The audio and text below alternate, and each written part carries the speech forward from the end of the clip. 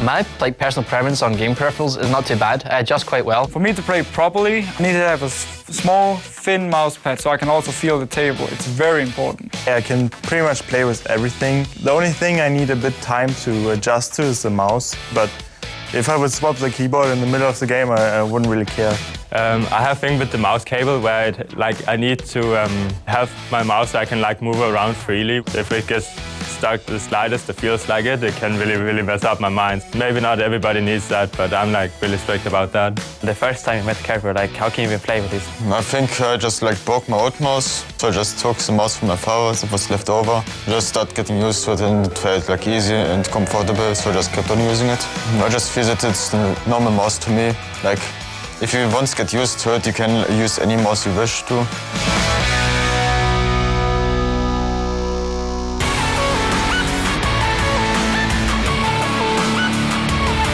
Welcome back to week 6 of the European LCS Summer Split here in Tenerife, where we've got plenty more excitement coming up. Bienvenidos de vuelta a la sexta semana del split de verano de la LCS europea, aquí en Tenerife. Tenemos muchísimos increíbles partidos por delante. But before we get into the next match, we've got some special guests. So let me send you over to D-Man and Jason, who are sitting by with Snoopy, and on the Spanish stream, Ocho will have a chat with Ocelote. Thank you very much, Doc. So you can see we have Snoopy here. For once, I'm not the whitest person on the stream. We do have a Scot, of course, alongside an Englishman and a very, very burnt Californian. Just don't touch his arms, he hurts. Yeah, you did that earlier. Thanks for that. Still hurts, still feeling it. So we're going to go straight to the Twitter questions, I believe, is where we were going to start off. We will talk about the matches coming up and what we've had already today. But earlier on, we asked you guys which players impressed you the most in the European LCS Summer Split so far. Disappointed because we've seen these signs and not one of them said Snoopy, mate. I gotta be honest. First of all, it was Diamond. Well, he's a jungler. You can rate there. He is a jungler that's really come to shine lately. It's been a pleasure to watch his devastating Udyr and Jarvan. I'm not sure I agree with that. Well, he did bring in the Udyr, which was a bit I think that's going to be flavour of the month in solo queue especially. Yeah. I think the Udyr is going to stand out quite a bit. But as far as his overall performance, I think he's just going to be consistent. He's not really shined.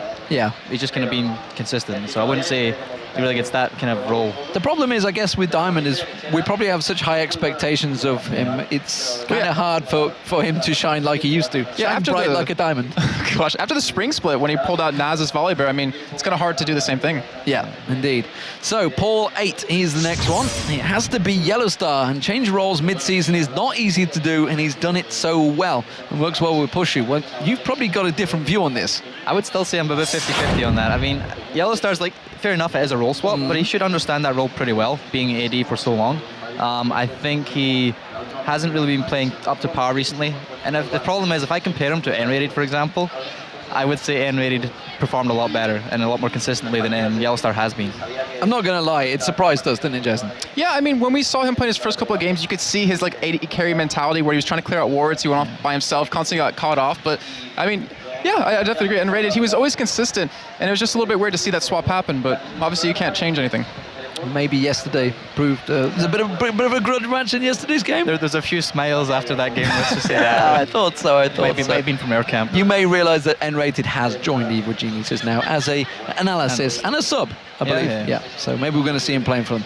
So next one, Set Your Sandwich. Bjergsen of Ninjas in Pyjamas impresses the most. His dominance and character control really shows how good and confident he is. And this one I actually do agree with, although the last game wasn't really so good. But if you look back at yesterday, he was amazing yesterday against Flanlord. Yeah, I've been actually watching him in scrims as well recently, and he's been performing really, really solid in scrims. And you look at the things like he brought out the Annie, for example. Yeah. And then Alex ended up copying him and bringing out the Annie as well. Even though it wasn't so successful, he feels very confident in himself, which I felt he wasn't last year, or last split, sorry. But he's a lot more confident now in himself, and he's showing that in all the games.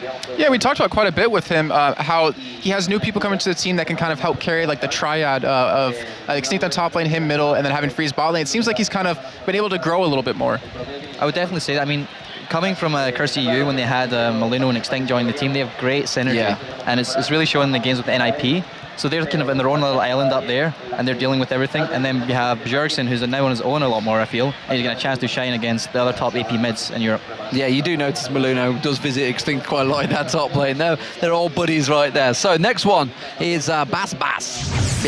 I'm not sure how you pronounce that one. Definitely Darker. He came into the team and immediately performed on such a high level, very impressive. I actually agree with this one because he came in as a temporary substitute, merely because Gambit weren't sure how he was going to react either in the live performance. You're doing effectively the same with Shaka, but we'll get onto that one in a moment. But Darker, has come in and done very well. Yeah, you have to give full credit to him. He came in and Edward was the guy trying to replace, and that was a tough thing to do. Big shoes to fill. Yeah, and he filled them, to be honest. The first week was a bit shaky, but after the Moscow event, and ever since then, he's really shown he's like a stable person to play. I really liked his confidence too. I mean, the first week he played Fiddlesticks, and I mean, you haven't seen. I don't think you've ever seen Edward play Fiddlesticks, but just to go out there first game, with the crowd, the first time playing in front of a crowd, and just to pull out a champion like that, it's ballsy. Yeah, he went with Blitzcrank as well, I think, a few times as well. So it's there's definitely gone with the aggressive champions. It seems like he's been forced back onto Sona. I really feel that way. I feel like Genja just said, "I want you to play Sona. First pick Sona.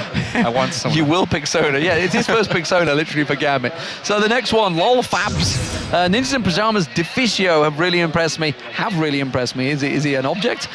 With this support play. Can you really see a difference? You can really see a difference, between him. And honestly, this is something we talked about in the spring split, how he's effectively moved from manager to coach to support, and now he's really grown well as a support. His Nami is impressive. With the support of NIP, the organization coming in, it's taken a lot of pressure off his shoulders, I feel, and he's really grown as a player in that bot lane. I think he actually steals quite a few kills. He's becoming like the new Edward of EU. I think it's called secure. Or Crepo, yeah. Yeah, he actually has, I believe it's the 5th highest KDA right now too, so it shows he's been working out really well. He has a lot of games where he doesn't die and still pulls off quite a few moves.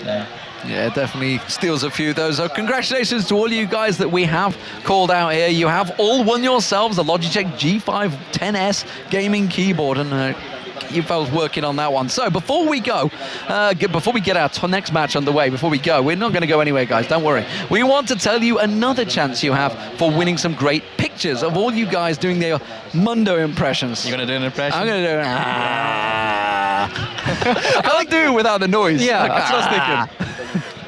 There we go. You need something blue on your tongue, though. You got to get your big meat chopper out there, apparently, according to Joe yesterday. I'm trying to think, was there anyone that actually submitted pictures with the actual blue tongue? It's about details to me. It's about details. I mean, that's good. All you got to do is, you get yourself a... lollipops, the lollipops. You could either go with the lollipops or the slush puppies, the blue slush puppy. That would do the job. Or just saying, just putting it out there. If you're going to be a man, get some paint. Just paint it. No, we're not going to recommend that. That's probably a bad idea. No, yeah. I want to see that, actually. I want to see a couple of those pictures coming out. People actually blowing their tongue and face paint and stuff. I want to see it. I've seen some that have all proper purpled themselves up and gone with the face paint, got the choppers in their hands. Oh, sweet. I'm not going to do it. I'm sorry, guys. I'm not going to do it.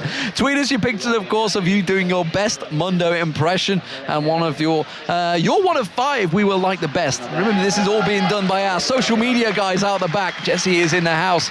We're running the LOL Esports. We are going to be giving you 1,000 RP. That's not bad. The Mr. Mundaverse skin and the Madman himself, if he's not already in your champions pool. So today is the last day for the contest, and if you are a dead ringer for Dr. Mundo, I have seen a lot of their pictures. There's some pretty good ones out there, so you're going to have to pull off something special, guys. This might be your one and only chance to shine. So make sure you get your pictures, and don't forget to follow the rules. Of course, you just need to follow at LOL Esports and hashtag MundaFace along with your region, either EU or NA. And of course, for information on this contest, head over to Facebook/League of Legends or to the forums on the official League of Legends website. So good now that put your phones down, because we've got some great matches to come up, and we want to talk to you about these matches. Alternate versus EG, that's coming up next, guys. And obviously you've got a bit of insight in this one, but you're not going to be playing in it. No, I'm not. We're trying out Shaka this weekend, obviously. We have him in for 2 games. I'll be playing against MYM tomorrow. Right. On Saturday. So I think Shaka did a solid performance yesterday. He did, yes, got I think first so. blood on his birthday as well. He just turned 17. Got his first blood in his first ever LCS game. Also, he was literally just eligible yesterday. Literally, flew in and then woke up in the morning. He was 17 and eligible. Happy birthday! You won a game for EG in your first LCS match. Yep. Not a bad present. Really nice did you treat him last night? No, we sent him to his bed. Actually, everyone else went out and we sent Shaka to his bed. Oh, poor guy. His parents would be happy with that, at least. Yeah, You've got to look after him. I bet you've had to... I mean, how's it gone with you, the fact that you have got a 17-year-old? It is a bit interesting because it's the same... I remember our team has grown over the last year, for example, and we've had... the Jerkson, I look at people like Froggen, for example, right? When he's growing up and over the last year. I think Shaka's kind of in the same boat. He's trying to grow up. Right.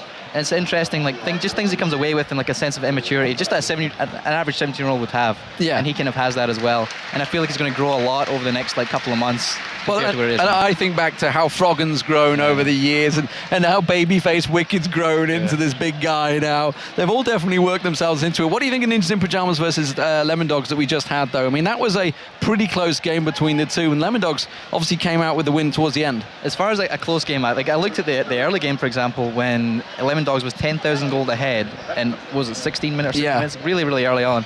And I was like, this game's over. Surely they're going to finish it off. But they just seemed to not apply any pressure on the map after that, and I thought NIP was going to come back into it at a point. Yeah. But then, literally, like I turned away for a second, and then Lemon Dogs was back in the game again, and they just closed it off. So it was a really weird game, to be honest. I felt they should have finished a lot earlier, and I feel like Lemon Dogs really struggles to finish a game early on. When they have that advantage, they really struggle to finish it off. Well, obviously you guys had the win yesterday. You're trying to get yourselves back up that table, but Gambit now topping that table. How do you make of these guys? Because they had some rough losses while we were in Cologne, but they seem to be back to their best again. Yeah, that's one thing we were talking about yesterday, actually. All the players up in the Players' Lounge were saying, out of all the teams going to Gamescom, we feel Gambit's performing the most consistently and has like probably the highest chance of going to Gamescom right now. I'm not really sure if they're going to win the game completely flat out. I feel it's going to be quite a slow game, and I'm hoping for that as well. I want to see some good games tonight. Yeah, and Alternate, of course, they are effectively on a bit of a slide that they're going to be up against, and it's not looking good for them. How would you approach it? The fact that your AD carry, obviously, say, think Yellow Pete broke his hand. He's like star of the show or something. He breaks his hand. I mean, how do you approach that? Hopefully Pete don't break his hand, but as far as that is concerned, I feel without Cretan, they've kind of made it as an excuse to saying, okay, we don't have Cretan anymore, it's okay if we lose a couple right now. Right. But we have to realise we're 4 weeks from Gamescom right now, and they're losing quite a lot. The table's so close right now, they could slip to the bottom quite easily. And if they don't win some games now, I really feel they're going to struggle because when Cretan comes back in, say, 2 weeks' time when his hand's better, he's going to have to learn the game again, get fit into the team again, and that's a lot of pressure in so few weeks to the playoffs. I'm not sure if he's going to be able to do it. Yeah, and you heard Arne talk yesterday when he was on the desk about how, we asked him, do you feel like you're the top 3 team in Europe? And he said, not right now. And then we asked him, what about with Cretan? He's like, yeah, definitely. And do you think them having the mentality of that team against him is affecting his gameplay at all? I think it somewhat does. I mean, I spoke to the Alternate guys, and they kind of said, we don't really see, without Cretan, we don't really see a chance of winning. And I feel like it's the wrong mentality to have, especially when I'm saying it's so close to Gamescom. They need to take these wins now. Cretan was one of the guys that brought a lot to the team, like a positive energy and things like that. Not even in the game with the skill, but out of the game, had a lot of positive energy in the team. And I feel they're really missing that right now. Okay, well, of course, we are going to go over to Shox, who is going to be standing by with both the two teams. They will be coming up next. It is going to be, if I just look to the side and try and glimpse, and I can't remember who is playing next because I'm not casting that game. It's Alternate EG? Alternate EG. Well, of course it is. How can I forget? How can I forget? Alternate versus EG. Let's go over to Shox. Thank you very much, D-Man. As the guy said, don't forget to send in your Mundo faces, and I figured, Jason, if you just send in a normal picture of yourself, you might be eligible already. Anyway, our next matchup is just about to begin. First up, on the blue side, bringing the Spanish Fury in the jungle, Team Alternate!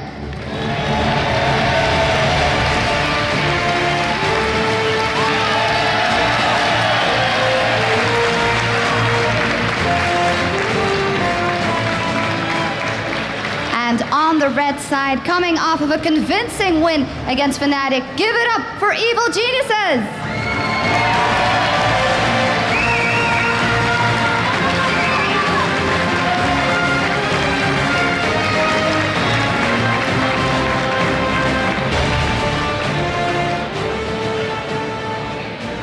All right, the players are set. Let's head over to Joe and Freak for the English stream and Ocho and Gilligan for the Spanish. Thanks a lot, Shox, and welcome back, ladies and gents. We're just moments away from getting underway with Alternate versus EG. I remembered who's playing. Yeah, I did too. It was great. I had it up on my screen. I know what I was going to talk about. D-Man, it's unfortunate that you didn't, but it's okay. We're here, and these two teams, though, they're going in opposite directions. Just a few weeks ago, Alternate was the undisputed clear leader in the European LCS, and they've had a really rough time recently. While Evil Geniuses, they struggled to find an identity, they struggled to find some wins, they were down at the bottom of the table, but now they've got a new player, they've got some new tactics, and they're actually looking really, really good. And for those of you who kind of watched with the with the Snoopy interview a second ago, and who didn't watch yesterday, though, again, they've got a new player in the jungle. Snoopy has stepped down from the lineup. He's a sub for now. And Shaker, a new player, just barely turned 17, just barely eligible as of yesterday, has joined them. And as we saw in their win against Fnatic, he did very, very well there. And this seems to help them get to the end game. The early game aggression that Shaker has works really well. Well, let's have a look at the two teams then, starting with Alternate on the blue side for this one. There, of course, Kerp in the top lane, Aranea in the jungle, Pharrell Lord, he's back this week in the mid lane, White Knight, who of course is standing in for Creator and his broken hand, and Jay Reed the support. And of course on the red side is Evil Geniuses with Wicked in the top lane, Shaker the new jungler, Froggen in mid, Yellow Pete the AD carry, and Crepo on support. Well, you guys at home have been voting all day and all weekend long. So, Freak, how's this one looking? It's actually incredibly close right there, but it's 52% to Evil Geniuses. And this is interesting, too, to look at this sort of standing, because Alternate has a much better record on the season. And if you actually had this vote 3 weeks ago, I think it would have been very, very different. But the fact that EG have looked really good of late, it's gotten a lot of wins in the recent past, and Alternate have not really done that, you're seeing EG be a much more strongly sort of considered team right now. Well, don't forget, you guys can still vote for all of today's and tomorrow's games over on lolesports.com. So just click on the matches, and of course you can vote through that as well. So, Alternate coming into today's game after a loss yesterday versus Ninjas in Pajamas, and he kind of fell into the Nunu trap. Now, he's been banned out so much that it almost seems like these teams have kind of forgotten how to make him the big threat, because obviously they've not really been playing too much of him. And speaking of threats, the fact that they're now gone 1 for 6 for the past 7 games is something that should really scare them. It's weird. So to get back to the Nunu point, there's sort of 2 types of champions. There's champions that you play really well, that fit your play style, and there's champions that are sort of OP and are just the best. And the thing is, Aranea, he's great on champions like Lee Sin and Elise, who are fighters and do a lot of things early on. Now, granted, Nunu does counter jungle, Nunu can gank, but he's not one of those fighters who really gets in your face and can one-on-one people and crush in that way and actually brawl in the jungle. And I feel like he should kind of return to form here and play those champions he likes to play. I think it's worthwhile. And of course, the other thing to talk about is, as you said, Alternate having a rough time of late. It's not on White Knight. I really don't think it is. It's easy to point fingers and be like, it's the new guy, that's why they're not doing very well, but he's been holding up.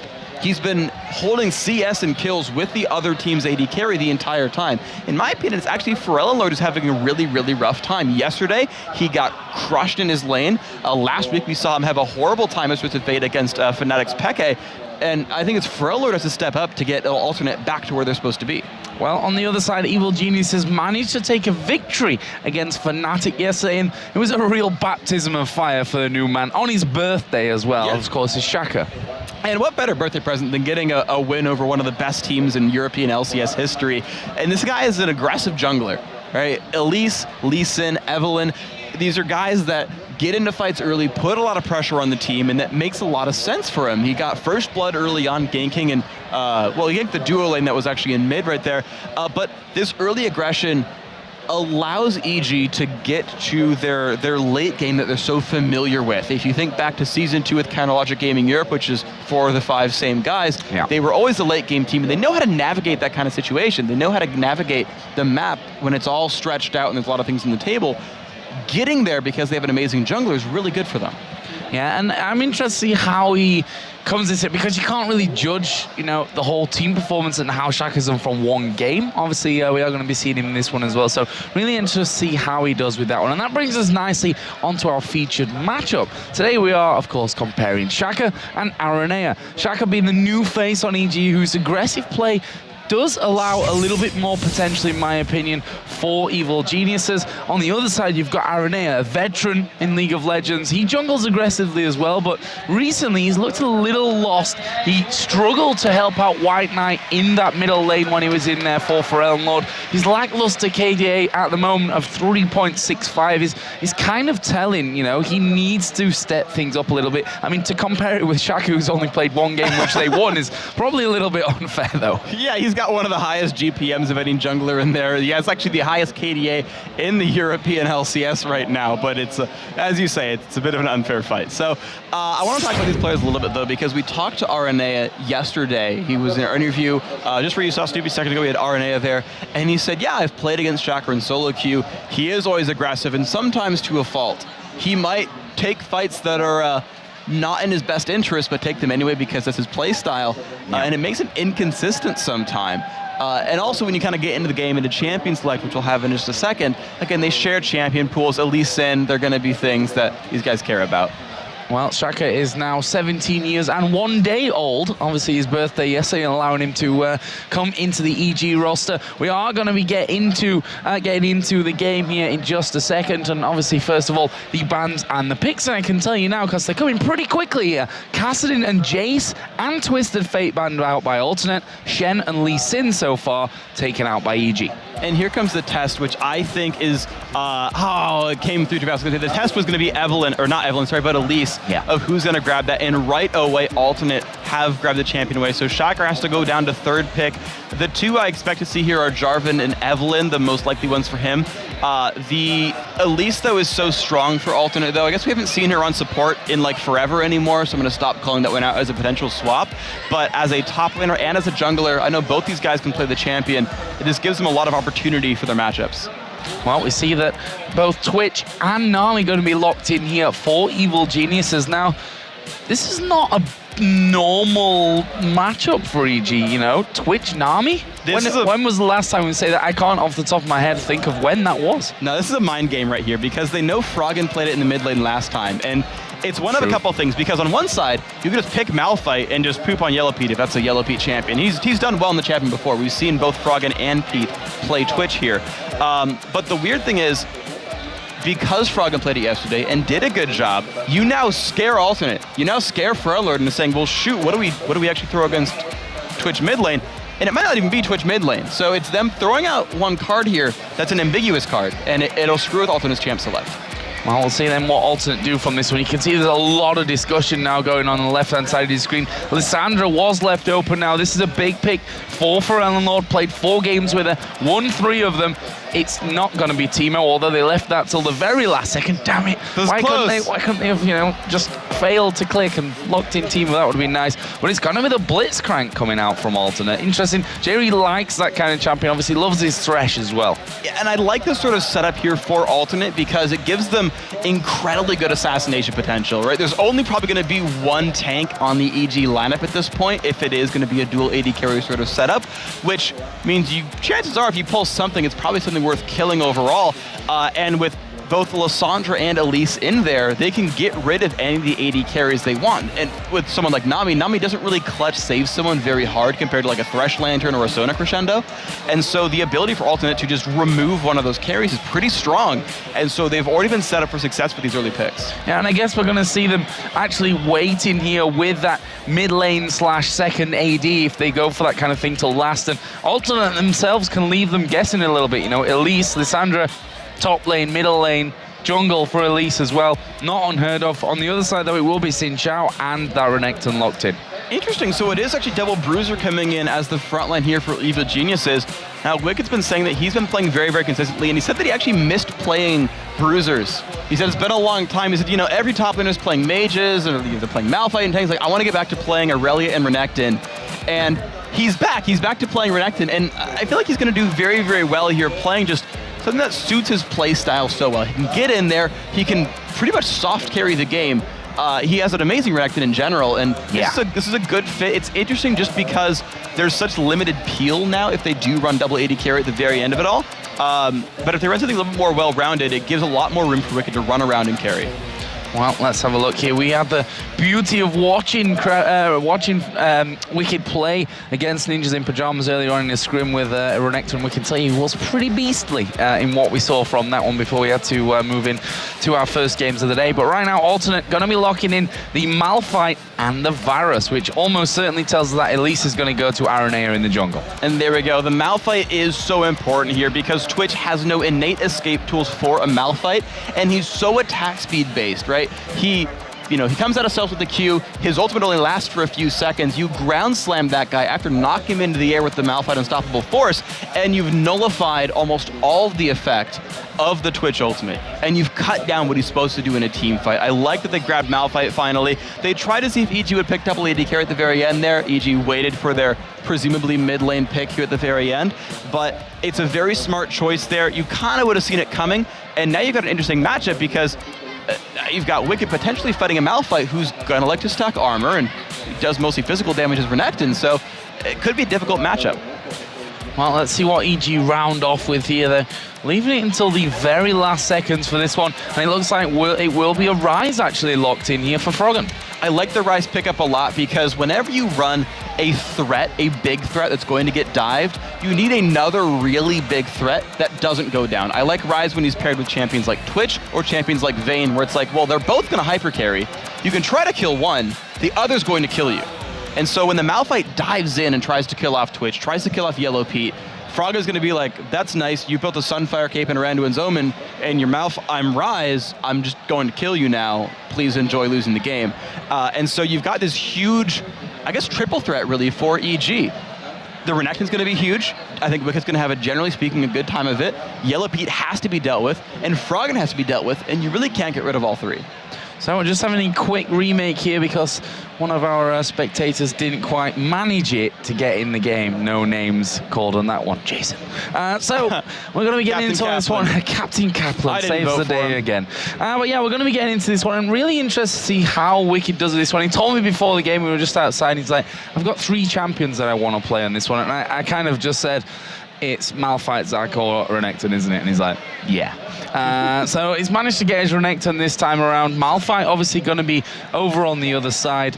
But this bottom lane, Twitch and Nami, you know, something that, as I said, we've seen them play those champions before, but it's certainly not a standard EG bottom lane. It's a matchup that I think favors Alternate a little bit because the sustain for the EG bottom lane is pretty low, and Varus can poke a lot. Normally when you face up against a Blitzcrank, you know that the all-in, the pick potential is very high. If a hook lands, you're going to be in kind of bad shape and it's going to be rough. So normally you like try to poke the Blitzcrank out. You play champions like Zyra who have really long-range threats and can punish Blitzcrank for trying to get in position for a hook. The problem is Nami's harass is not very high. When she gets in there, she's going to be in range of Varus to counterattack. And so I feel like if they go 2v2, especially in the early levels, it's hard for EG to deal with this lane. I expect them to maybe swap around and kind of donate a 2v1 to someone else in their lineup and let Yellow Pete scale, because Pete is one of their big late game carries. They want to get Twitch fed so he can blow up the enemy team. And we talk about, you know, Thresh more than Blitzcrank, I suppose, these days, but that hook is a game changer. You can miss 3, 4, 5, 6, 10, but one of them can change the game. One of them can get you rolling. Obviously, you need to at least land some of them. That's the major point about it as well. But yes. Let's talk about level 1, because we're getting close to actually coming in there. And that Blitzcrank hook is obviously going to be a big threat for him. On the other side, Nami got the bubble, similar kind of thing. But the fact is that Blitzcrank is dangerous at this stage of the game. And it's almost always going to be, because the team is so explosive. They got so much crowd control there. Even if they pull in a tank, Pharrell and Lord can actually go dive into the rest of the EG lineup, lock them down, and self-cast his ultimate, and then hold them there while they kill someone off. Then Pharrell could like Zhonya's and then wait for his team to clean up and then re-engage with the Kerp ultimate or something like that. So there's certainly a lot of synergy there that even if they don't hook the best target, Alternate can still salvage that team fight very well. Not to mention if they pick off a Twitch or something. So here we go then, in-game with Alternate versus Evil Geniuses. Earlier on in the season, Alternate were top of the table. EG were rooted to the bottom. Things have changed here, though, as we said earlier on, that both teams are almost headed in opposite directions at this point. EG was rooted to the bottom, but it seems that they've sprouted up and they've now grown new fruit, and they're growing now into the top side of the table. But right here, you know, it's interesting. So RNA is, of course, in the jungle here on Elise. It is going to be Kerp as the top laner.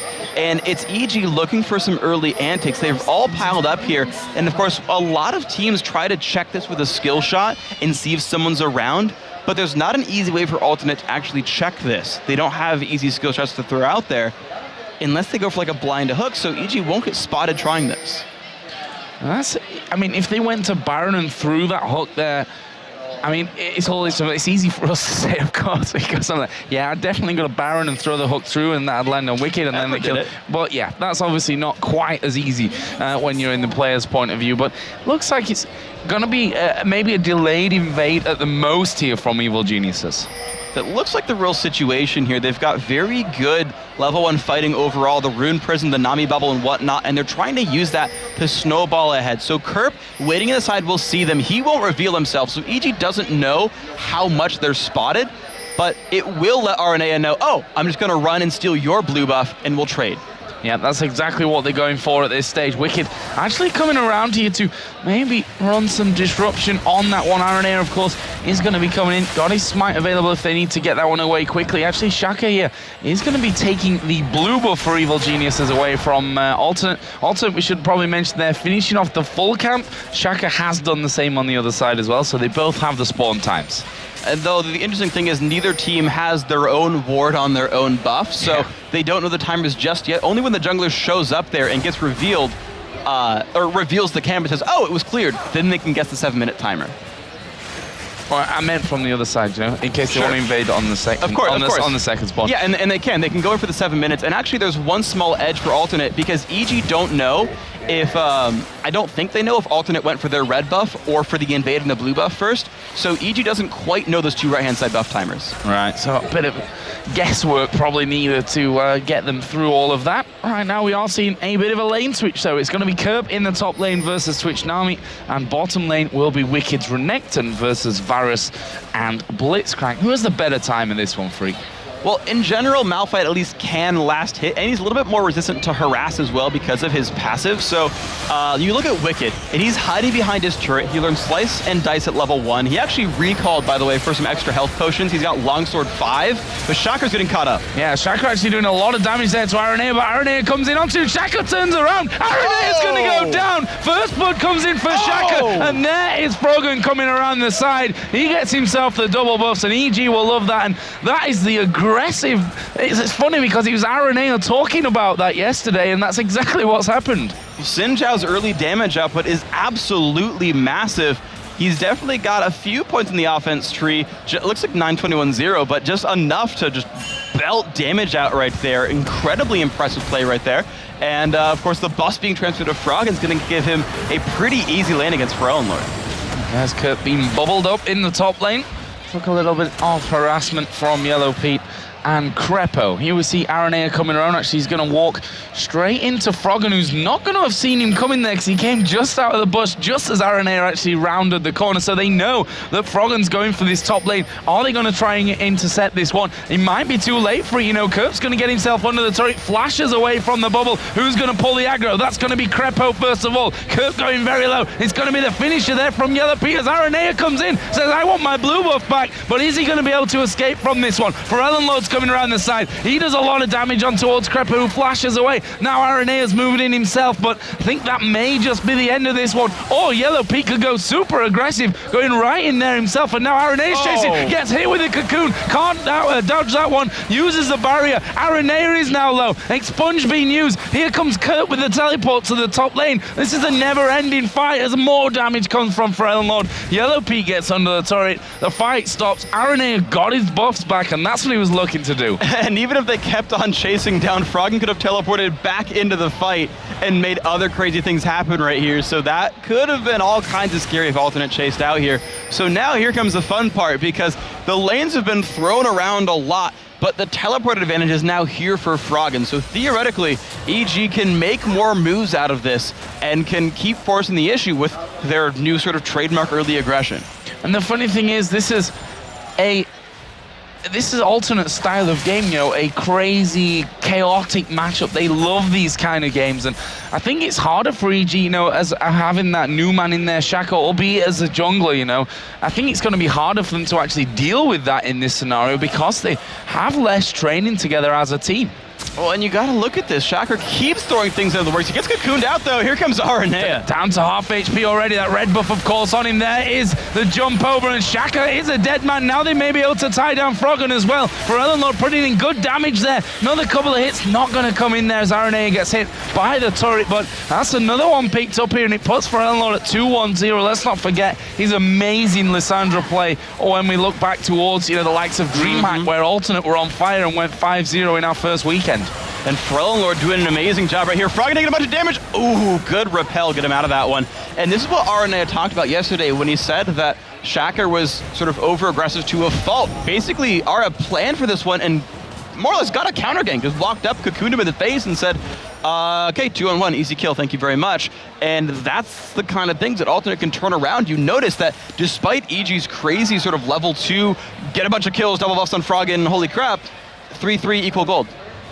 Frellenlord's actually gone in for that early blasting one here as well, so he wants that initial power in the lane and probably going to be trying to dominate Froggen, who's got that tier stacking up, got the mana crystal in there as well, so we'll see how that one all goes down. Frellenlord is 5 now, so he's not going to be too far away from that auto level as Wicked here. Going to go in on towards White Knight. Jerry going to walk around the side as well. They noticed that Shaka was going to get involved in that one and they decided they didn't want any part of it. It was a good time for EG to pick a fight because the lane was starting to get pushed down and they didn't want to get frozen out of it one. So Wicked came in on a White Knight, tried to bait cooldowns because Shaka was coming to support him.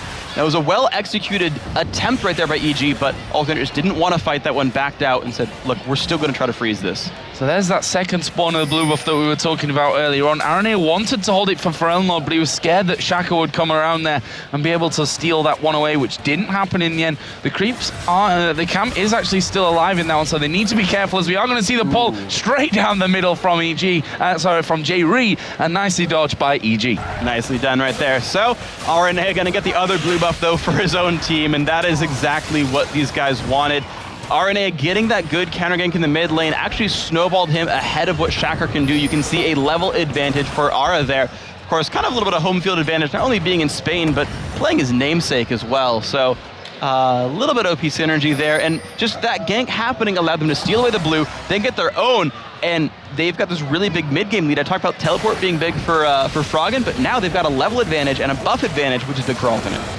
So let's have a look down some of the items coming in. I already talked about that mid lane, but since then Froggen has added that catalyst in there as well. See that Malphite is double CS of Wicked's Renekton right now, got Chain Vest, Door and Shield, compared to that Longsword right now that Wicked is actually sat on. I think that was actually what he came into the game with there right at the start. Both junglers got Spirit Stone and the Boots of Speed. AD carries Yellow Pete behind in CS, has already gone back for the Vamp Scepter. And Yellow Pete, I expect, is going to start out with a Blade of the Ruin King. That seems to be the new first item for Twitch because the added damage for Ruin King, the percent current health on hit, doesn't get affected by the Twitch fall-off damage from the ultimate. So it allows him to actually spray down an entire team a little bit harder. And it also gives him a little bit of extra escape tools. If he gets jumped on by an Elise or a Malphite, the extra movement speed and slow can help him outplay the enemy champions and get back to safety and keep attacking. So Yellow Pete's going to try to keep himself safe and still put out damage during a fight. And that was Aranea. He's been helped a little bit by Frellenlord. First dragon of the game going over to Alternate. They're now 1,200, 300 gold in the lead in this one as it starts to tick over. Nice little pickup for them. And to be honest, they're doing a great job in terms of the farm as well as Curb now here. Is he going to get pressured? No, EG want the turret. That's a really smart play, actually, to go for that one, because if they did jump onto Curb, he'd either ult out or ult onto them and force turret aggro to deal a lot of damage right there. And they're always afraid of, without eyes on Aranea, what if he's going to counter gank? We get ult into a turret and then the spider shows up. It's a rough place to be, so EG taking the safe advantage, and now with Curb stuck top lane, they can roam for the mid lane and get even more. So, are they going to be able to pick anything up here? Frellenlord surely will be expecting something to happen with this one as Wicked just going a little bit low down in that bottom lane. Frellenlord now is going to get locked up from this one, tries to escape, has to use a flash, but Shaka's on top of him. Froggen will nuke him down. Good pickup by AG. For me though, that was kind of obvious that was going to happen. It was impressive though, there weren't any wards to spot that one out. not that really saw them come through, and now with a huge number advantage, they can get a second turret for this. There's EG. Uh-oh. Unstoppable force underneath the tower, and the aggro actually landing onto Shaka. He's been hit by the turret there. Repel comes out from RNA. He's going to go straight back down where he started. And Shaka getting away with his life. Good damage put down. Alternate going to be taking, though, a turret back here on that bottom lane. That's very, very good because Shaka has almost never been helping Wicked here. He's been looking for ganks. He's Xin Zhao. Xin Zhao is a ganker. He's not so much a lane babysitter. When you're someone like Nasus, all right, sure, show up, wave clear, keep the turret alive, let your solo laner get a little bit more experience and keep him safe. That's not what Xin Zhao does, though. Nor is it really what Elise does, unless you get a full-on counter gank. So both these junglers knew they would have to let their solo sort of languish there and lose their turrets, and it was really up to them to find kills elsewhere. Both have done a pretty good job of that. So both the solos now with those giant belts in there as well. Obviously, Malphite closer to that good old Sunfire cape here. That should be coming in pretty soon. And he's got a 20 CS lead over what Wicked has, but with that tower down now, it's going to give him a chance to really get himself back in the game, in the farm game. Varus, obviously White Knight does already have the Bloodthirster in there. Is he going on towards Yellow Pete? Is he going to survive this one? The Ignite is ticking away. Forellenlord will pick up that kill as they go over onto Crepo. He's forced to flash out. This is another turret for Alternate. And that's the hardcore engage potential of having a Lissandra and a Malphite on your lineup. Malphite ults down, no worries. Forellenlord can do the exact same thing. Dash forward, root you for at least a second, then ult you for another 1.5, and then J-Re shows up just to ult for damage up. It doesn't even hook the guy, but it's enough. And that is so incredibly powerful when you can just make things happen, dive in and start fights, and now Wicked's getting caught. Oh, Wicked could be in trouble here. Actually, Alternate start to back away as Shaka and Crepo come across to that one. Obviously, Crepo didn't have the wave. Used that in that last encounter there as J-Re has a bit of a dance in the middle of the map. Why not, if you can? But look at the CS lead here for White Knight over Yellow Pete. That's pretty damn big at this point. 112 to 75 CS. Yellow Pete's lane has been under siege a little bit there, and he's actually roamed out of his lane a number of times to try to get some pressure down, whereas you saw White Knight stay there uncontested for a very, very long time, just farming and just getting a giant gold lead. And so now Yellow Pete, you can see the gold 600 apart. He has to find some way to get extra gold, or he's going to get outscaled by a Varus, which you never want as Twitch.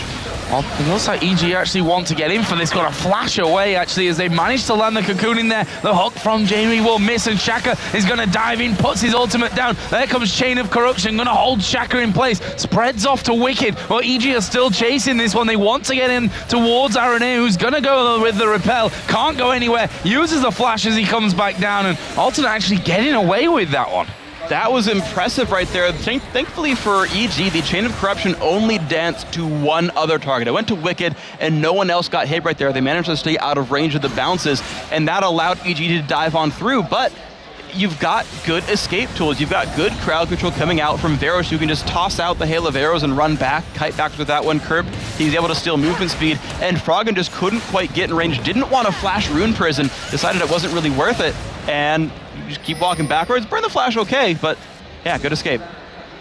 So what's next on the menu here? First Dragon, of course, taken earlier on by Alternate. Right now, EG looking for tower number 2 by the looks of things. The outer bottom turret has got no protection. EG have actually got 5 members in the immediate vicinity, and they could end up going for a fight after this. It'll be close. The recalls come in from Kerp. He could buy Home Guard, teleport in, and start any fight he wants to. The ulti's up for Forellenlord as well. Alternate chasing down. They could bring him in. I want to see what Kerp does. If he doesn't burn teleport, they won't go for it. J-Re just looking for that hook, and just the menacing presence of a Blitzcrank can force you to back off a lot from that one. We can see the Dragon coming up in half a minute, and Alternate already around there. Pink Ward's going in there, and EG, I don't believe they have a full timing on that one either, so they're going to be guessing on that front. Alternate should be able to lock down Dragon 2. They'll have a decent estimation, but the thing is, there's already ward coverage here, but Yellow Pete getting caught. Oh, he gets Cocoon hooked and absolutely destroyed there by Alternate, and, well, you just don't, I'm sorry, but you just don't escape those. No, Cocoon into Rocket Grab, they both landed their skill shots there. They're waiting around, another dance comes in from J-Re. That was a well-deserved dance. They got, actually the thing was, they had a pink ward there, and like, Yellow Pete stealthed around the corner, and there happened to be a pink ward there. Like, how fortunate that has to be for them. But I mean, you get the kill, you get the dragon afterwards as well, and now you still have some time to put pressure elsewhere on the map. That top turret could very well be next. Yeah, a bit of luck always. You can't be a champion, in my opinion, without a little bit of luck as well being on your side. So, good stuff from Alternate, and they are going to be pushing in towards that inner middle turret. Let's not forget they put damage down onto it earlier on. Kerp says, I am strong, made of rock, and I will tank it up. White Knight gets the final hit, and Alternate secure another turret. That puts them now 23 to 19,000 gold in the lead, and they are looking very, very good in this one. They are absolutely, and that's just Alternate having a very aggressive team composition. They can all make plays. Every single one of them has some kind of hard crowd control, so all of them can start a fight if they catch someone out, and then the rest of them can actually follow through and engage. So anytime a member of EG is caught out, and remember that everyone on EG is pretty short range, including Rise. They don't have very large spheres of influence, but the fight might start here. Here we go with a new wave coming over, and that's brilliant from Crepo. He's probably sealed them 2 kills here as they pull Froggen in. He flashes away from that one. Shaka takes a turret here. They don't care. They're diving this one. Wicked's in there. Kerp's going to go down. Wicked's going to escape from this as Forellenlord is on the backside, and they just walk back from this one. A 3-0 for EG. Absolutely impressive by Crepo. His engage landed. Shaka a little alone here. Yeah, J-Ree missed the hook there. He completely timed that wrong. Forellenlord puts the ultimate on himself. Can't get away from that. Pete picks it up, and then he's 4 kills for nothing. Wow. Yeah, I guess being alone versus 2 champions, one of whom being the support, not that scary, and just brought his team back down from that prior fight. So EG is turning that around. Crepo landing the ult into the bubble right there for the double knockup, and then everyone following through. Wicked and Shacker got there. Froggen got there. Yellow Pete just started throwing arrows out there, because why not? That was amazing. Getting 2 free kills off of that. You can't turn that fight around. Alternate should have just turned tail and ran. They let up 2 extra kills because they didn't. Yeah, I'm kind of surprised that Forellenlord took the route that he did there. Always going to be dangerous to back into your jungle, and you saw J-Ree went for the hook to try and save him, but not quite going to work things out there. So, EG, after that, just with that little moment there, they're now only 600 or 700 gold behind. So they've brought it right back in just the blink of an eye, taking down two turrets in the middle lane as well. And that's how quickly these games can swing.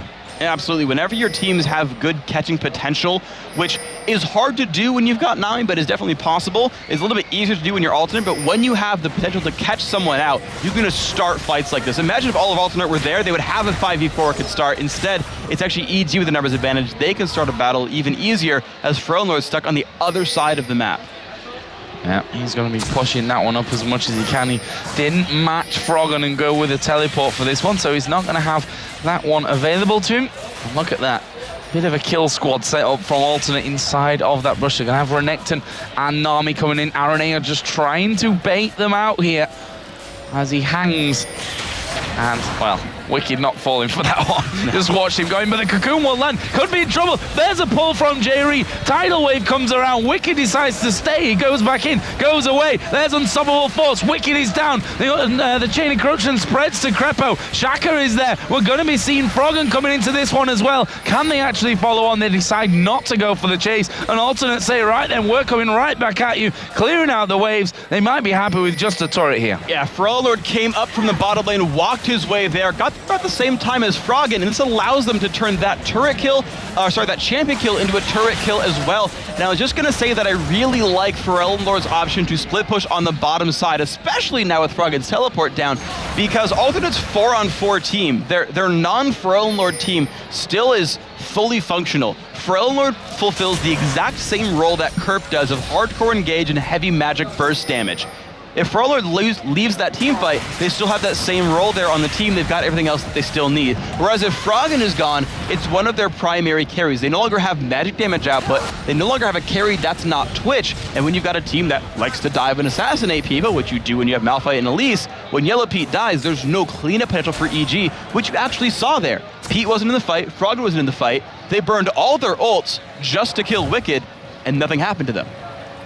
The other option that they've got now that Kerp's teleport is think I'm going Soonish. blind. I think he's got about a quarter of the cooldown still left on that one. So now it's going to be up pretty soonish. He's got the option then of coming in, which, you know, Froggen then will be forced to match that. His teleport's going to be off cooldown later. So it doesn't take a genius to figure that one out. Who's going to be helping the team out more when it comes to that one. Right now, Friendlord's going top side of the map. Maybe try and catch out Yellow Pete. And here we go. The Claw of Doom coming in. The ultimate put down. Yellow Pete's going to try and live this one out. He gets his ultimate running here. Friendlord literally just waiting for those cooldowns. Uses the Zhonya's. He's going to go chasing straight back after Yellow Pete, who he's been chased left, right, and center. Arenea's coming across the side of this one. He's going to try and escape from it. There we go. They're going to chase in. And, well, he's still waiting here. Is he going to get over? No, he's not. Sniped from the side. White Knight comes in. And there is Kerb actually getting chased down by Froggen and Wicked. White Knight said good night right there to Yellow Pete. Decided that my color is better than yours. Sniped him out on the side. D-Man cracking up on the left-hand side right there. But of course, don't forget the old-school Frog and Wicked combo. They can dive in there and crush you out. However, they are outnumbered on the top side of the map. Alternate could take this one. There's a chance for no, there's no smite for Shocker. This could be easy. No smite. Is he going to go in for it and try and just, you know, hit it even? He'll see him go into this one. Baron is low, but Shaka is going to take down Jerry. The tidal wave comes across. Forellenlord going low. Shaka's going to dive to Forellenlord here. As we see, the Baron has been kept alive from this one. He's on tender hooks right now. Are they going to be able to finish off? Arenea going low. The Baron is absolutely ripping them to pieces. And EG themselves now keeping this one alive. Baron is still alive. Froggen going low. Kurt's right on top of him here. Is he going to be able to escape? The snipe from White Knight from the side. Crepo comes around the back. Double kill for White Knight. They might be able to get more. Baron has finally reset. An alternate disengage. 3 for 2, but it might not be over just now. Crepo puts the ward in there. Forellenlord turns around. Manages to bubble up Kerb. Can they get more? No! Double kill for White Knight. Brilliant. Back-to-back double kills there for White Knight. Remember, he got Yellow Pete a second ago. He's 5-1-3 on Varus. If you are hating on White Knight and blaming him for Ultimate's losses, not right here. White Knight playing amazing. Bloodthirster Last Whisper going towards Infinity Edge. The guy's going to snipe people out.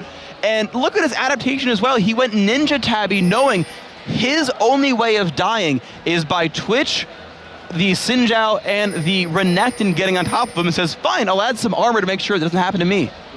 Smart stuff. Alternate here. I'm going to say, right then, we can't finish off Baron, so I suppose we'll have to do the next best thing and head down towards the Dragon from this one.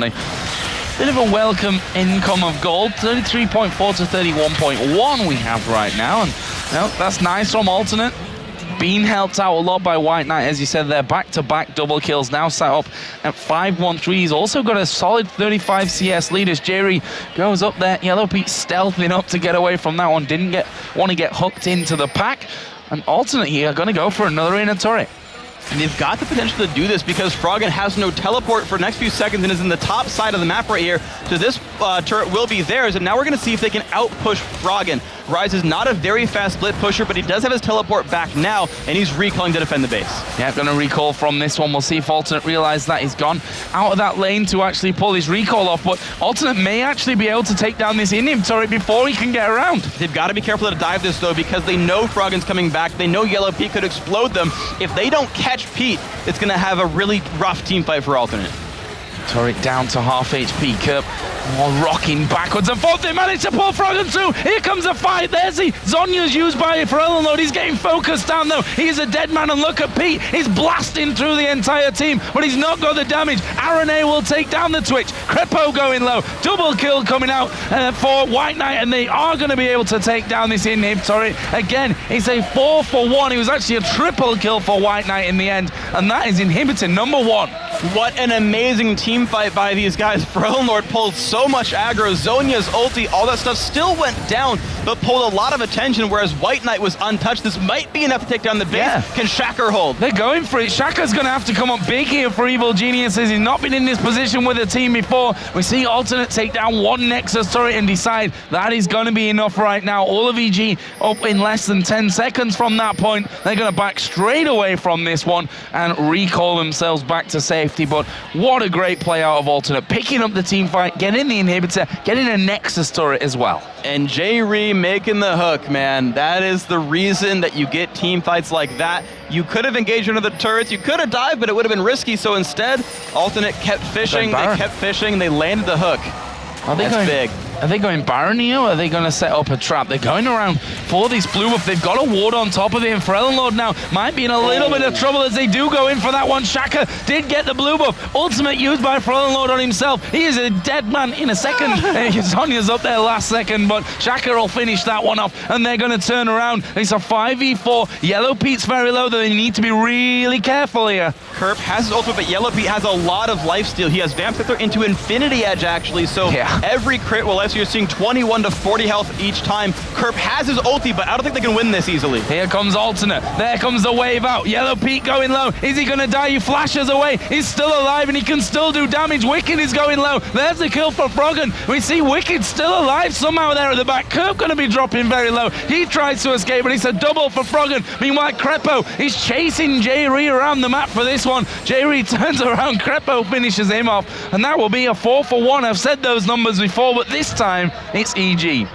3-for-1 to stop Baron is okay, I suppose. I mean, you don't want to go -2 in a team fight, but going -2 instead of losing Baron is probably worth it right here. And because EG got hurt enough, Yellow Pete had almost no health right there. The tanks were for the most part gone. Shacker lost some HP as well, and they knew the rest of the team was respawning. EG says, all right, we'll just mop up our base. And this game, it's just freaking crazy. I gotta say, this game is absolutely ludicrous. The battles go back and forth. It's 17 kills apiece. The turrets are only 3 apart. You're seeing the buffs get stolen back and forth as well. So let's take stock of where we are. Let's get back and realize what's going on. I want to fight. Oh, we are. And I might get interrupted by Svenskaran or someone else, but for now, they're not fighting just yet. So the tanks, the junglers are becoming tanks. Shaker is going for Aegis. RNA has Aegis. He also got the Locket of Iron Solari as well, so they are beefy guys in the front line. Kerp and Wicked are fulfilling the same role. You're seeing Wicked get an early Sunflare Cape, Mercury Treads, adding a Last Whisper, interestingly enough, because he wants to actually deal damage to the back line along with Shaker. So not the tankiest React in the middle, do okay. And of course, Kerp is going to be very disruptive in the back line with Frozen Heart plus being Malphite. So backline's a little hard to deal with, a lot of frontline damage to them. Alternate though, they've got ward control and they're trying to control Baron. Oh, they're setting up a trap. The hook misses though. Crepo just an inch or so away from being pulled into that Baron pit of death, I think it would have been for him if it had gone in there. Doesn't have flash available. In fact, summoners across the board for EG are pretty much down. It looks like they want to play the positional game here. They know that Alternate are by Baron. They're going to go down middle, and Alternate have a decision to make, which looks to be coming back. They don't really want to fight. They're baiting Baron instead of defending their base, but EG aren't going to fall for that because they'd rather trade and hit for Baron. EG are going in, and Alternate are going to try and come around the back of them this time. Can they pick this one up? The turret is going to go down here. EG turning around with Wicked. He should be the first man in as Froggen's Banshee's Veil gets popped. There comes a tidal wave around the side. All the ultimates being thrown straight down into the middle of this one. Frelenlord at half HP there at the back. It's 1-for-1 right now as Froggen takes all the 3 men away, but he will finally go down to Aranea. Right now, Shaka, Wicked, and Crepo making a big run for this one. They're the only 3 men left alive here for EG, and they have to defend. Kerp has actually teleported into the base. This could be pretty ridiculous. The rest of the team are going to stop EG from actually recalling. They've got to walk the entire way back home right now. Kerp's already got that turret down to less than half HP. Those super minions may be enough to finish things off here. Is that the move that Kerp's been looking for as he goes onto the in-him? That Nexus turret is still alive. It's got no health left. It needs 1 more hit, but Alternate are focusing on that inhibitor turret. They managed to take that down, and they back away. He could have traded his life for that turret. However, it would have left Baron on the table. This will slowly regenerate. It probably would have been worth it to risk it and burn his flash to use 1 more auto attack on that turret. In hindsight, yeah, he probably would have went for it. But let's get back to that team fight right there. Froggen and Yellow Pete stood in the same location. They got surrounded. They couldn't run back at Alternate's turret. They could have run down towards the jungle maybe a little bit. But basically, Kerp and Frelenlord both caught Froggen and Yellow Pete in their ultimates. Yellow Pete died without being able to do absolutely anything. There was no damage over from Yellow Pete at all in that fight. So then, Elise, Malphite, Lissandra, they could just say, screw it, we'll just keep hitting Rise. The rest of your team does no damage because you're just kind of mostly tanks right there. And that's really what happened there. White Knight fended for himself, wasn't a big deal, and they got an easy team fight out of it.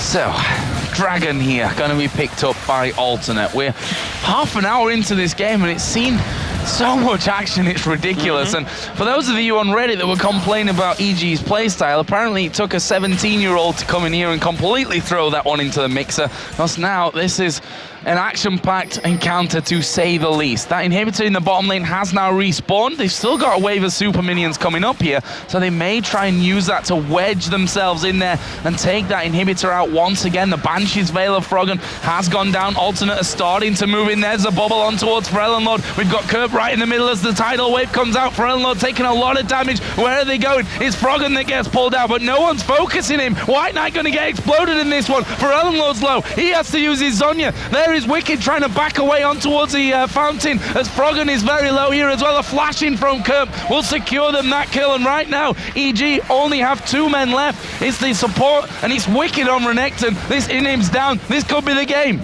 He's got Home Guard though, he's got full health and mana. They can re-engage for this one, but the minions might be too much. It's gonna be close. Oh, there's a bubble coming in onto 2 of them. Wicked goes in the back. That's 1 kill. Can they get a second? Yes, they can. Crepo gets that one. In fact, it's a double kill for Crepo. The Nexus turret has gone down though, but Crepo and Wicked have managed to hold on to this game for 1 little bit longer, and they're not done just yet. Flash away from Aranea, and Wicked decides to back off. Insane. Here comes the big difficulty though, because there's no turrets left in the base at, wait, there's 10 turret kills. What turret am I missing right there? Oh yeah, the mid lane hasn't gone down, of course. So there's actually only 1 inhibitor. Like, I assumed that with Nexus turrets dead, there must not be a middle turret left, but there is. So 10 turrets down, the top inhib's alive, the middle inhib's alive. EG has enough time because of the respawn timers to rush down Baron. Hope to God that Kerp doesn't stop them here, because we've seen Baron kill teams 7 times this game so far. And then if they can hold that, they can hold their base and get a ton of farm from the inhib death. The teleport of Kerp, we should note that at this point of this game, he's not up right now. Baron is down to half HP. Aranea's coming in. He's got his smite available. EG need to be careful of this one. Kerp's coming around. Crepo is down to half. Here comes Froggen. He's used his teleport to get into this fight. Baron's done a lot of damage to EG as the cocoon comes in. The tidal wave going to be ridden out by the spider. Well, they go in for Crepo. He's super low, and he's going to be the sacrificial lamb this time around. But that leaves them 5 on 4. They're not finished. Yellow Pete gets cocoon. He's dead. Aranea gets that kill, and now EG have got 3 men to defend a naked Nexus. This is probably going to be the game here for Alternate. It's a 5v3 with basically full health bars. The top inhibitor is there is basically for free unless they make a mistake, and they can roll that into the base right here. Well, Alternate have surely made the call here. Go for the Nexus. Finish off the game. There goes Shaka. He gets pulled in. He's now a dead man. Froggen is going to be locked up inside the Lissandra ultimate. There is a Zhonya's being used. The kill onto Froggen comes down. Wicked is the last man left alive. He's finished off by White Knight, and Alternate are going to take the game here. 33 minutes into it. What a fantastic encounter and an amazing victory over Evil Geniuses. And the streak has continued. The Spaniards have continued to win today so far. 0-4 yesterday if you don't count TCM. 3-0 today so far. So of course, Ocelot, it's on you now to beat Gambit Gaming. But I gotta say, this match was absolutely crazy. Starting out with a double kill in the jungle for EG. Froggen getting double buffs at level 3. And then Alternate still found a way to make some moves. The split pushing from Frellenlord, the hard engages there from Kerp, just picking up kills. The dive combos, getting rid of the EG backline. Very amazing play by Alternate. And there's Alternate crossing the stage, going to shake hands with Evil Geniuses, and rightly so, because that game, as hard as it is probably to stomach right now for EG and their fans, it was a fantastic one to watch overall. We're going to head over towards Jason and Demon, who are going to have a tough task, I think, of breaking down that amazing game. Thank you very much, Joe and Freak. What a game, holy hell. We had a slow one with NIP Lemon Dogs. We thought that was going to be entertaining, but 49 kills in just around about 35 minutes. It was bonkers back and forth action, crazy, crazy match. And you can see it in the faces of Alternate there, how much they enjoyed that. The discussions going back and forth. We just saw it as EG as well. They were already discussing it. They were shell-shocked. But honestly, that game could have gone anyway. It was so back and forth. I wasn't sure we were actually watching Evil Geniuses right there because of the aggression that we saw to them. And not to mention Alternate finally being aggressive after after their first couple of weeks when they were at the top of the tables, and maybe they realized, you know, we're not #1 anymore. Maybe we need to change something up, be aggressive, and the throws back and forth. It was like they're playing catch, Steven. Absolutely, you could say throws back and forth. They definitely went aggressive, and like you mentioned, the fact that they had been knocked off their perch. Gambit are now top of the league. Over to Gambit to see if they can win their next match, but of course that's going to be up against SK Gaming, which is going to be a pressure situation for SK themselves. But let's talk about this game. Let's go through these replays because we've got a couple of them.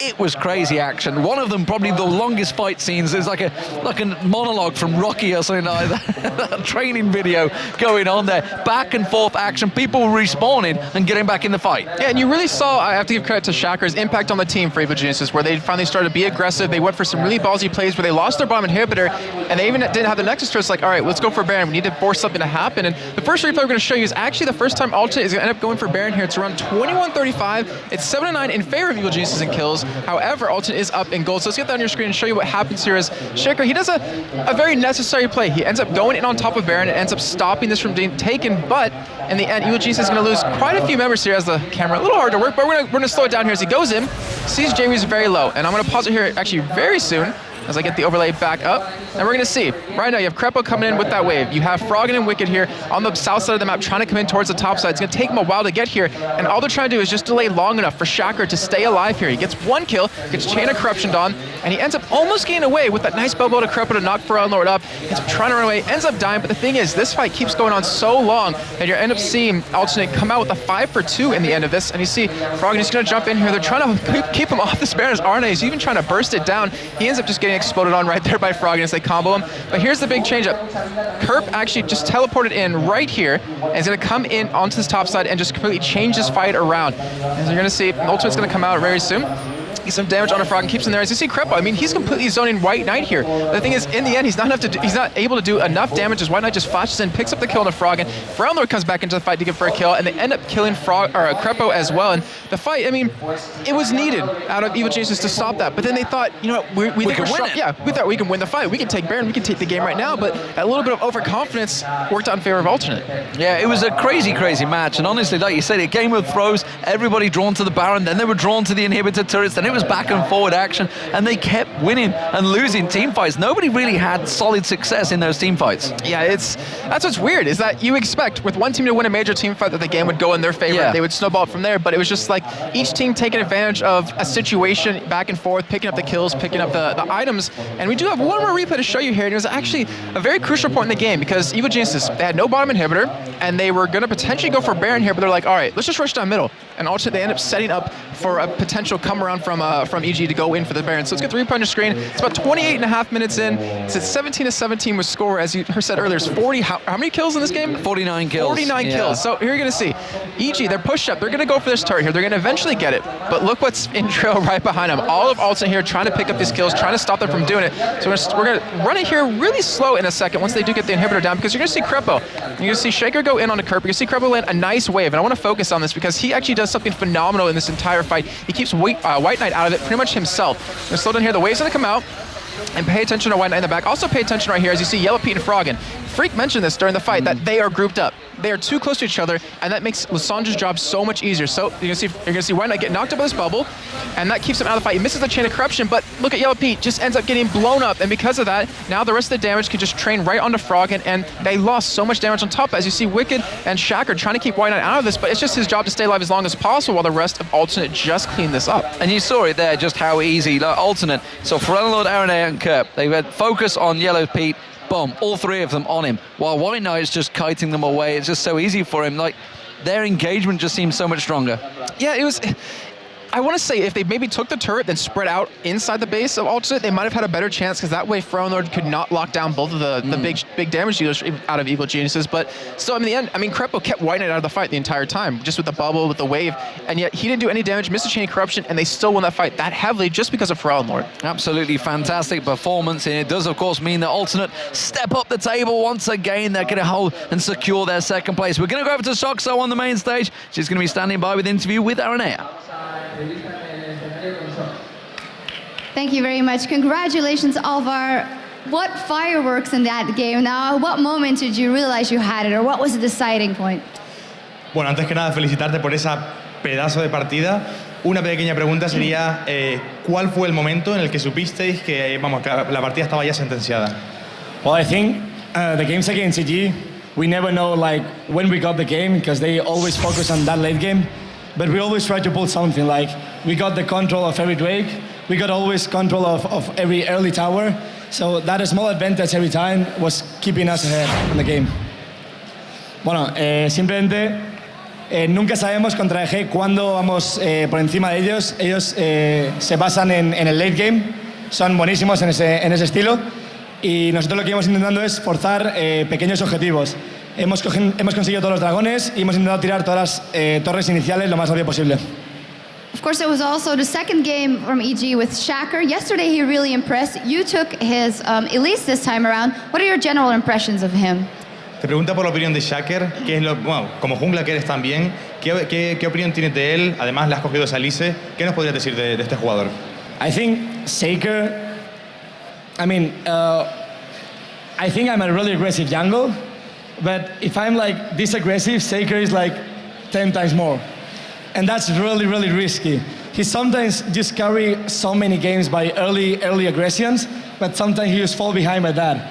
In this game, he did really good level 3 gank, like he invaded me and he killed me. It was pretty much my fail, but then he tried again and again and again and he started falling behind. Bueno, lo que digo es que yo me considero un jungla muy agresivo por este nivel, pero es que Shaker me duplica el nivel de agresión.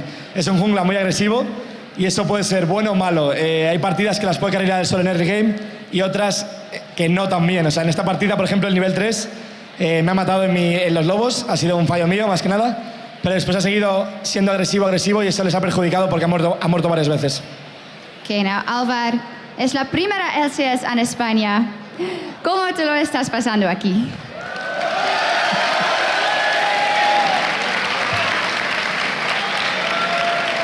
La verdad es que el público es excepcional. Me rindo ante este público y solo quiero decir una cosa. Teleperos, ¿cuál es vuestro oficio?